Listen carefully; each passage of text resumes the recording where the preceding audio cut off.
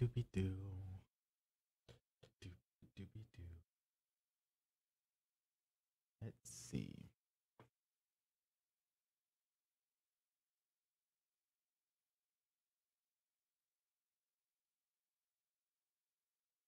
I need to figure out how to do these events because it's a little bit different than the streaming now that I had been doing. Hey, Pekka. Can you hear me? Hey.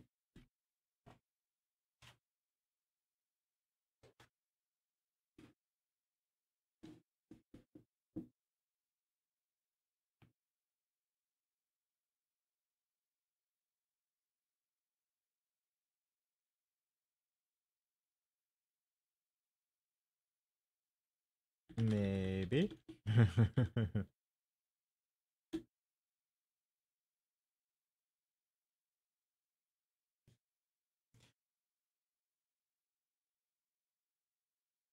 So I've been thinking about a few things regarding my channel.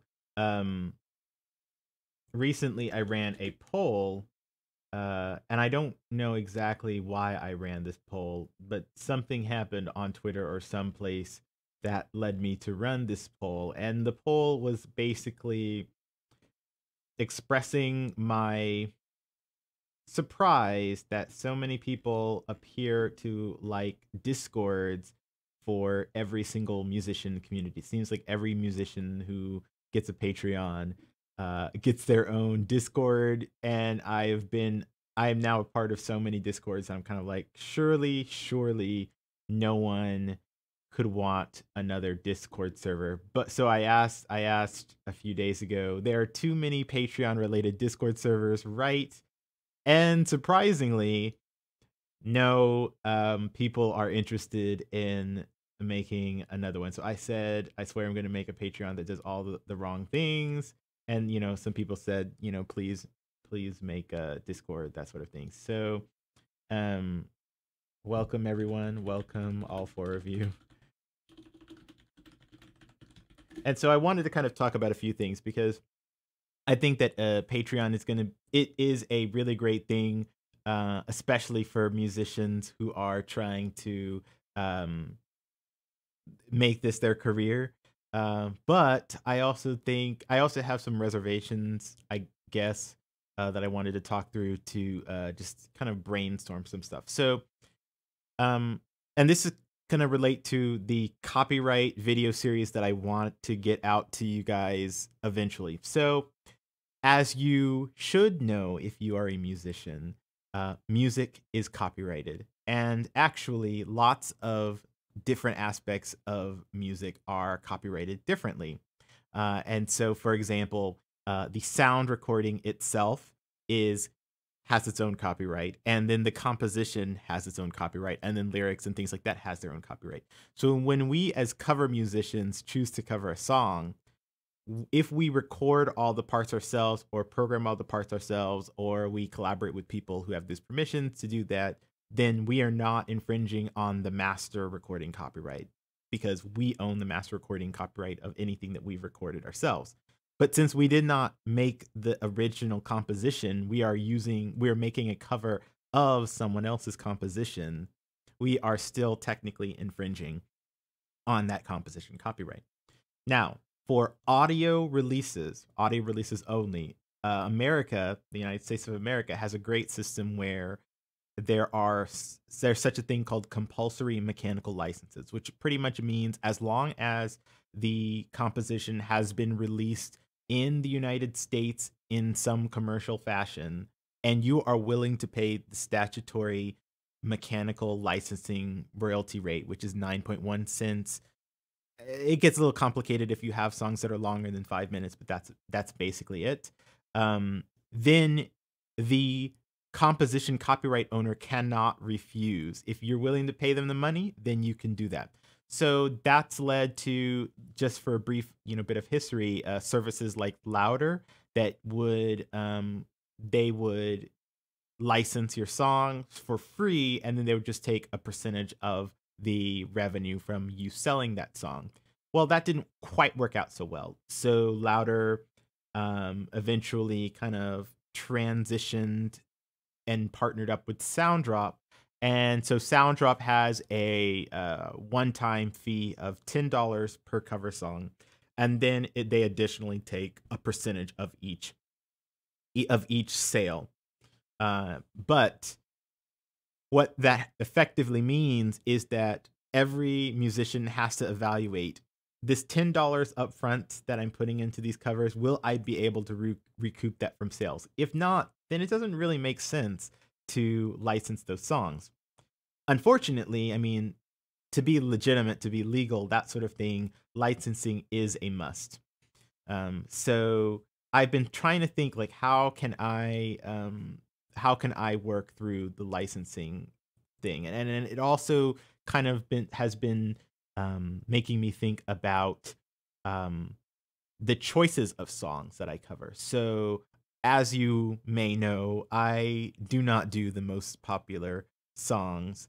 I'm allergic to popular songs, it seems. But if you're trying to come up with marketable songs to cover that you can then think about selling, and can think about um, making sure that you'll be able to recoup your licensing costs, then doing the most obscure songs is probably not the best way to do it. So, I mean, let me just kind of jump in very quickly to my Spotify page. Let me see if I can do this Spotify for artists, and I'll show you what I mean, I think. So I'm just going to kind of go into for my songs, and you can see here that my most popular song on Spotify is Swamp Stage, which, if you actually check that out, that is not my song. That is Lord Biff's music song. But I was featured on it, so because I was part of the track as a collaborator, I still get some credit every time that is streamed. So that's at 1.4 thousand streams since July of 2016. Oh, actually, this is from the last 28 days. So that's 1.4 thousand streams just in the last 28 days. And that's actually very interesting. So if I went to all time, it's actually still the top, but it's nearly 13,000 streams, which is very interesting. So let me just do last 28 days. If we look at just the last month, then my second highest is Harvest Moon Back to Nature's Winter with 400 streams. And then it kind of goes down from there, 300, 141, 130, 113, and then Knowledge, only 26. So what this means is this is obviously just streaming. So this is not even people paying up front. If I wanted to, I could try to look up the sales data for people actually downloading the songs or people buying the albums these songs are on. But I don't think that that's fully necessary. I would just say Spotify probably has more streams than you get from downloads, and even on some of my songs, I'm only getting like 26 streams, so that's not a whole lot. So what I was thinking is I want to kind of do this collaboratively, collaborate with my biggest fans who understand what I'm trying to do and who may have a little bit more sense in terms of what is popular or what is sustainable. And so the idea would be that my trusted advisors would advise me in terms of, hey there, dude, you should think about doing this song from this game because maybe that would be more popular. And as I think about licensing going forward, my trusted advisors would say, hey there, dude, this is the song that you should license first. Maybe it's because it's your favorite. Maybe it's because you know that it's good, marketing, that sort of thing. And so that is where I see I don't think that a lot of people are using Patreon this way, but I want to do an experiment where I'm building this community of fellow creators and also the biggest fans. And Stephen Morris is giving the real story. I'm not selling out, so I will still have the deep cuts, but I do have to think kind of going forward of how to balance it better. And so that's what I'm thinking. I want to kind of do this as an experiment. Now, I still have a day job. Like, I am definitely not going to be hurting if no one wants to contribute. But I do want to kind of have this understanding of who appreciates the cover story aesthetic, who appreciates what I do enough that they'd be willing to invest in the project. Because if you're willing to do that, then I'm going to definitely listen to you. Not saying I'm selling out, not saying it's pay to play or whatever, but I mean, money talks, right?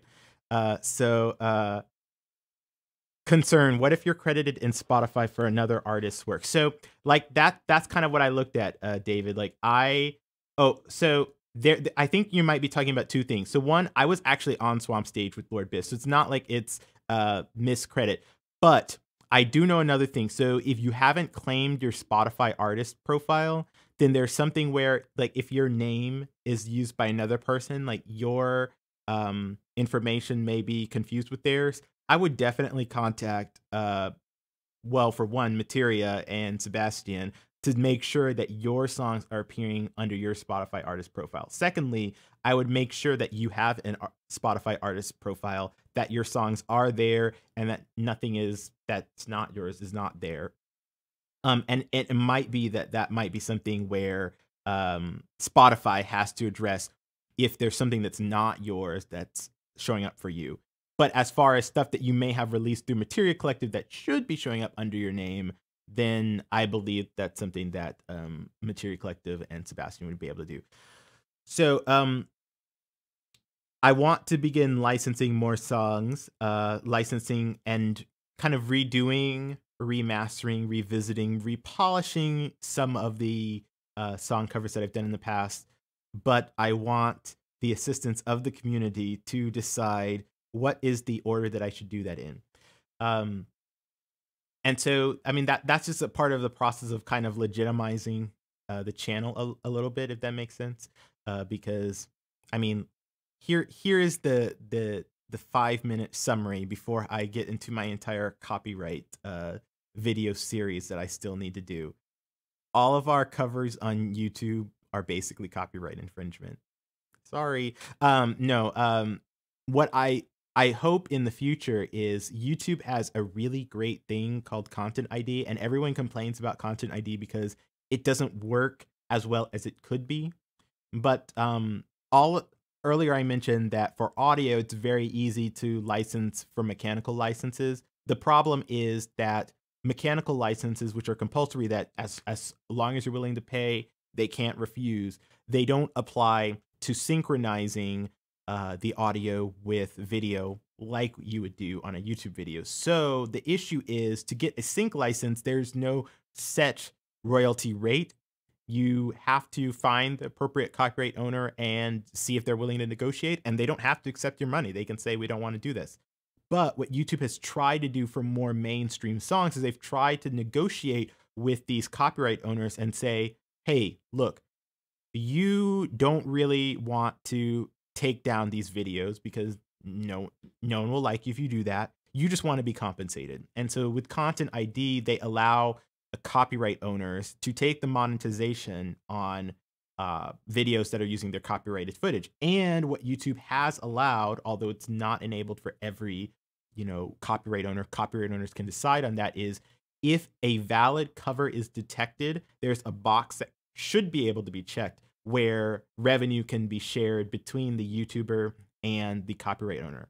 To me, that sounds like an implicit synchronization license that no one has to pay for, that works automatically when it works, and that automatically legitimizes that cover because the copyright owner has given permission, they're getting their royalty, you're still getting your revenue share. It should be a perfect slam dunk situation. Unfortunately, for us in the video game community, I don't know about you. I know that Insane of the Rain Music, Carlos did a Twitter survey, and I'm pretty sure that other people have done similar surveys. But the issue here is that video game music just doesn't seem to be in Content ID. So you don't get a Content ID match. And if you do get a Content ID match for video game music, most often it's not real. It's a fake.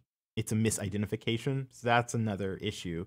And these fake or plausibly real Content ID matches for video game music typically don't have the option for revenue sharing. So all of these video game musicians are freaked out whenever they get a Content ID match, and it's just leaving a bad taste in everyone's mouth when it really should be ideally the best thing ever. The issue is, if you do get a bogus claim, then YouTube has all these options for you to challenge, but they don't have an option saying this is the wrong thing. Like they don't have an option saying I'm expecting a copyright claim from X, but this is the wrong person. So I don't understand about that. But YouTube says they don't want to officially get into the licensing business, so they don't want people to really think about content ID as being licensing, but really it kind of is an implicit license. So whatever, they need to get on that boat. I'm pretty sure that our Sebastian will eventually save the day and get everything in content ID so that composers can get on this and that everyone can be paid. So, what I want to do with this, yes, as Steven, you've been mentioning, Sebastian has been like seriously hinting at this. He already what Sebastian can do is make sure that all new albums are kind of getting their royalties from whatever source whatsoever, um, that he and Material Collective will kind of get them that. The next step, but I mean, that's for the audio sources and that sort of things. I know that Sebastian has experimented with getting into Content ID so that, for example, Materia Collective albums will have Content ID enabled. I don't know how far that's developed. I know that for, I think, Spirit, some of the videos that were released for that did get that Content ID match, and there was a post about that on in the group because people didn't know about that, and Sebastian had to tell everyone, yes, this is appropriate, this is legit, this is us.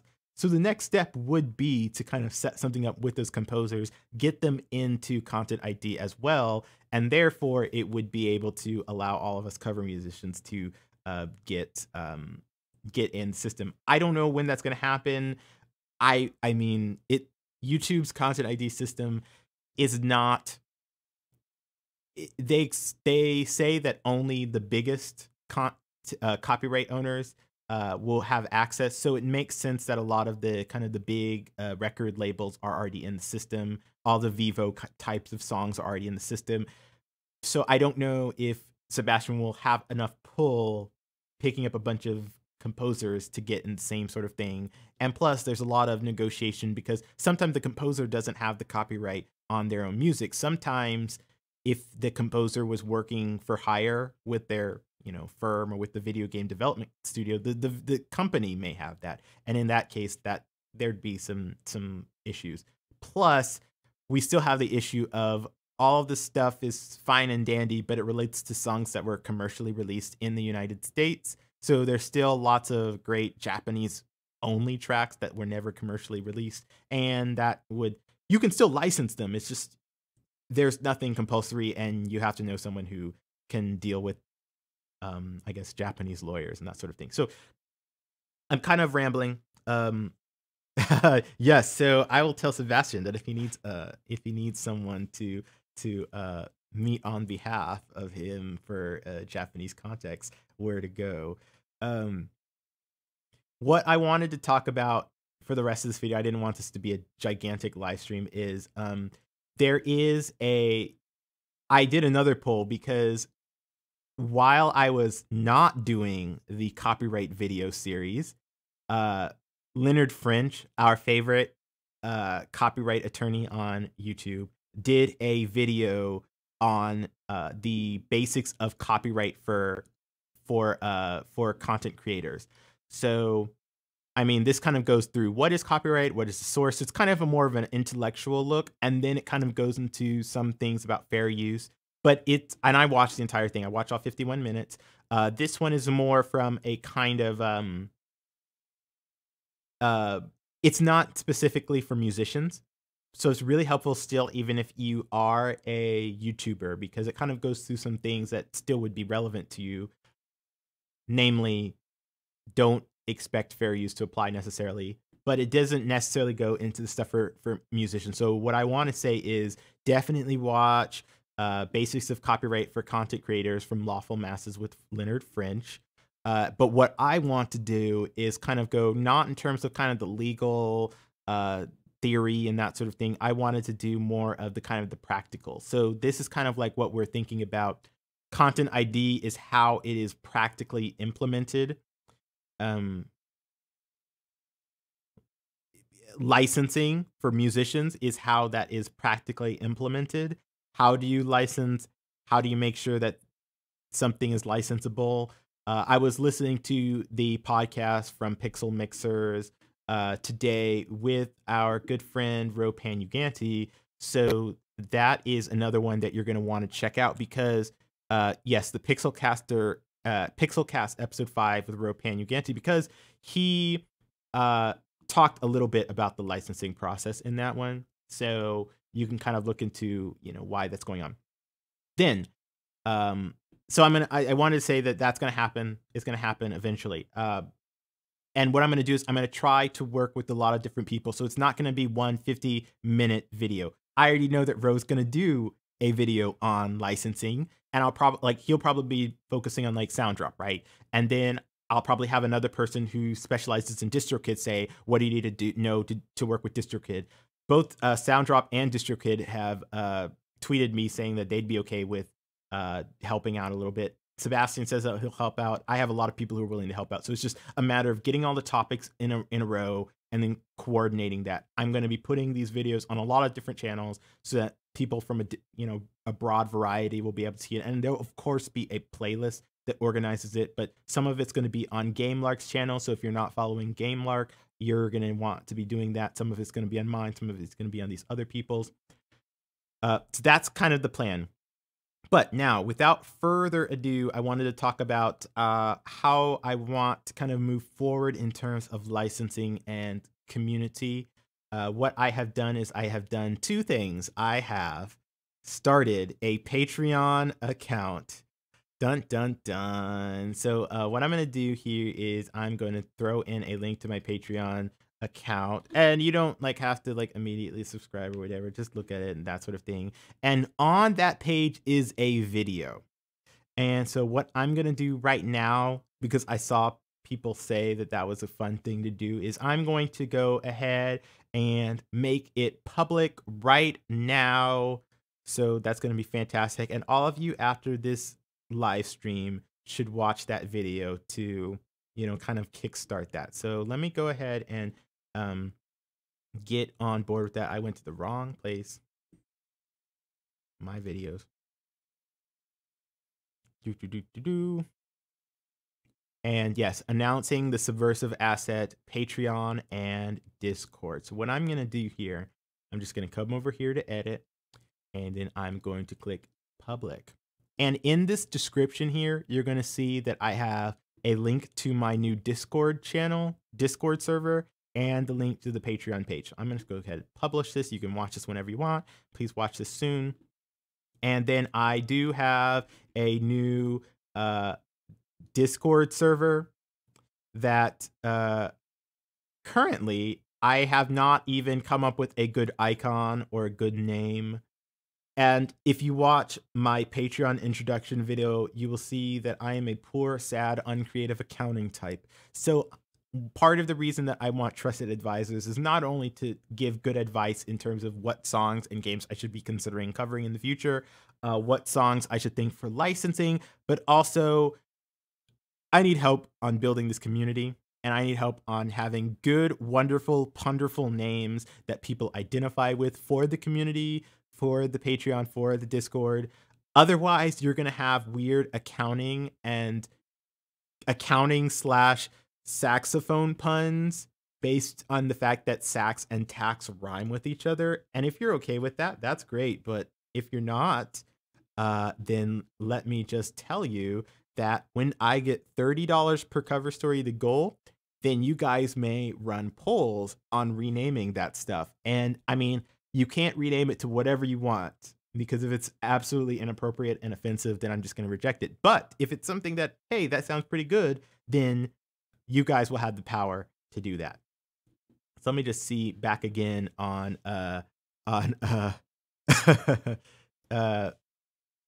I'm going to end this now. It is now 10 p.m. Central, which means that, as Steven noticed, got to go in Western time zone. It's actually not 10 p.m., but whatever. I'm not going to say anything about that. I'm going to go and let you guys check out that Patreon and check out that short video and let you guys determine if you want to join the Discord join the Patreon, do whatever you want, or whatever. So thanks so much for joining my quick 25-minute live stream.